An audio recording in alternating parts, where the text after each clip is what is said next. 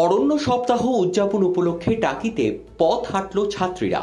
বৃক্ষরোপণ এবং অরণ্য সংরক্ষণের গুরুত্ব সম্পর্কে জনসচেতনতা বৃদ্ধি করতে রাজ্য সরকারের উদ্যোগে 14 থেকে 20 জুলাই রাজ্য জুড়ে পালিত হচ্ছে অরণ্য সপ্তাহ। তারই অঙ্গ হিসেবে শনিবার টাকি ষষ্ঠীপর লালমাধব নিম্ন বুনিয়াদী বালিকা বিদ্যালয়ের তরফে পদযাত্রা এবং বৃক্ষরোপণ কর্মসূচির আয়োজন করা হয়।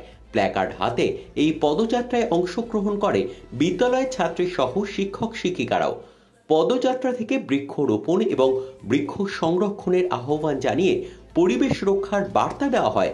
পদযাত্রার পাশাপাশি এদিন টাকিতে বেশ কিছু চারা গাছ রোপণ করে ছাত্রীরা।